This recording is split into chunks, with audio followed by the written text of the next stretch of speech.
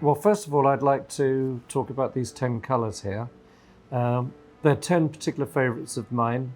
No particular order, I think it's always important to have fun, so we're going to have fun today. The first one I'm going to sort of demonstrate for you is Quinacridone Gold, largely a Quinacridone based yellow. I mean, a lot of you are going to be familiar with these, I know, so I hope you can see that. Nice Quinacridone Gold. I'm going to dive straight in with the water. I'm not standing on any ceremony today, folks. I'm just going to show you colour. I'm not even going to pretend to be an artist. I'm just going to demonstrate the colour. Oh yeah, here we go. Straight away, I mean, you can see the different textures you're getting. I mean, that sort of semi-dry, fluffy edge, the beautiful depth of the colour there. But of course, the real striking thing about this particular colour is that wonderful glowing. It's just, I mean, some of these are almost explosive in their own right. I mean, I'll try and get some effects going on here, and you can decide if you like it or not. I'm going to load this area up with water, and then I'm going to come straight on with another favourite of mine, burnt sienna. Not a stranger to anyone's palate, I shouldn't think. I just love this. This is the most enjoyable part of what I do. You just can see if I stop talking, it's because I'm just mesmerised by what I'm seeing here. And you can I just want to get some fun things going. Yeah.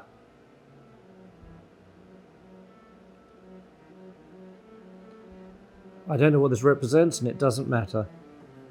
All I'm trying to do, folks, is just really show the colour off so you can see the possibilities. I always love this sort of thing where you get this sort of fluffy, dry edge. And I'm going to go straight in. Oh, what shall I choose next? Ultramarine blue. Personal favourite of just about everyone. I think it's probably after, well, in fact, of course, I was thinking with my oil hat on then, I was about to say that it's probably the most popular colour after the whites, but with watercolours, of course, it's not so much about the whites.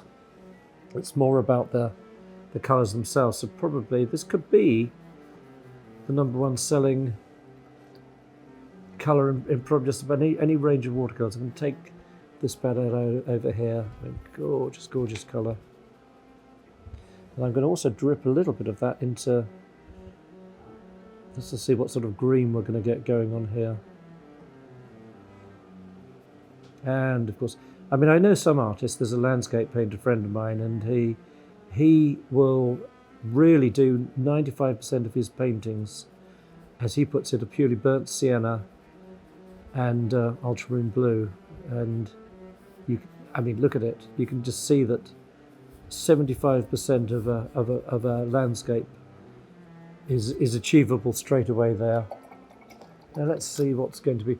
When I mix in colour like this, I'm almost sort of playing devil's advocate. I want to almost bring in colours which sort of work in juxtaposition to one another, just to see what they do, almost as if they're being rude to one another, because I like to have serendipitous little discoveries, little journeys. I mean, look at that gorgeous, gorgeous purple that's coming from the Quinacridone rose and ultramarine blue there. And of course, you can really pile it on thick if you wish to, but as you can see, it's almost creating a black when it's in the mass like that. And again, I just want to see what it's going to do when it's, oh yeah, fun, fun, fun.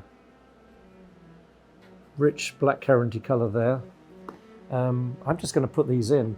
Now, a colour which of course is very romantic, famous for its history, is the genuine Afghan Lapis lazuli.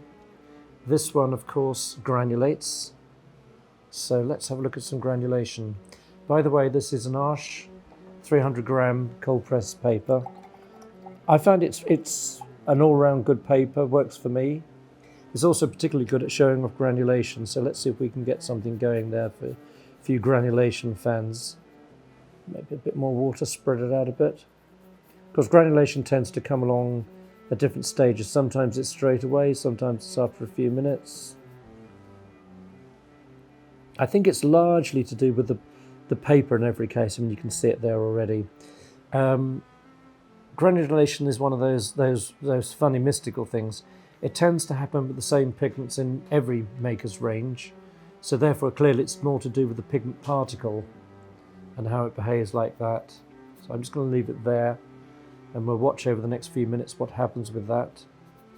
I'm going to come back over here, and I'm going to actually just go mad actually today. I mean, it's not often I get a chance to sort of... I wish you were all here literally in my colour making area, because I mean, I hope you can see that. It's just, to me, it's gorgeous, and everyone becomes a micro painting. Every little colour combination is a micro painting. I mean, I can talk more about the actual colours themselves on the very... Oh yeah, it takes my breath away. I mean, it stops me mid-sentence quite literally when I see something like that, because you start to think of all the landscape paintings, and almost randomly, one moment it could be Dante's Inferno over here, the next moment it's a pastoral scene. It's great. And of course, as I've said numerous times before, I'm one of these lucky people. I get to do one of these jobs that's really not working. Look at that. I mean, there you can see a landscape. And look at, I'm hoping you can see that. Can you see that sort of, almost sort of getting a bit like a tiger stripe through there, coming this way? I mean, it's just fantastic. Okay, what should we go for next? Opera Rose. Almost rude, look at that. I mean, it's just literally a crazy, crazy colour. I like to put out loads, as you can see. I've got plenty. So, yeah. This one is extraordinary. I don't know, everything from a Barbie pink through to, you name it. Semi-fluorescent. And to be technically fluorescent, it's actually converting light waves from the range that we can't see into light waves we can. That really sort of I think that's a simple way of defining it. And of course, it doesn't have to remain. I'm just sort of thinking there. You can immediately see from a flower painter's point of view that, you know, you've got roses going on, obviously. We've got backgrounds of leaves, pastoral scenes, meadow. It can be anything. It's up to your imagination. I think sometimes, speaking as a painter, I think a lot of artists make the mistake of letting the subject control too much of the painting. And I think this is one of the strange disciplines about watercolour. If you try and do that, it will teach you an unpleasant lesson. So you've almost got to let the sort of the paint take you somewhere, as much as it takes as much part in the painting as does the subject. And you've got to let it, because if you try and make it do something, it's going to make a fool out of you. Unlike oils have they do what you tell them to do. I can't believe the power of this. I mean, that's Caribbean turquoise, and it certainly is Caribbean. You know that colour you get when you're walking along by the ocean and you see a wave come rolling in and you get the sunlight through the top of it, just beneath the foamy crest. I think you'll agree that's that colour there, and it's just, oh yeah, look at that. I'm taking you on holiday, quite literally, I know, tormenting you all. But there we are, it's beautiful colour. Oh, I didn't know that was going to happen. Can you see that? There's a really interesting effect where I'm getting a really wacky blue that I would not have expected to get. If I look at those two colours before, the Caribbean turquoise mixed with the opera pink, that is not a blue that I personally would have thought. It's almost like a weird violet that's coming out of it. That's really interesting, actually. They're like little moments. They last and they go. What else have we got? Indigo. A little more subdued, probably, in where it'll go. But then I could be wrong. Oh, wow. I was looking at the granulation instantaneously there. Oh, and that fluffy dryness. That sort of... everyone's every brushstroke dances in its own way. It's almost as if I want to just stop talking to you now and do a painting, but here we are.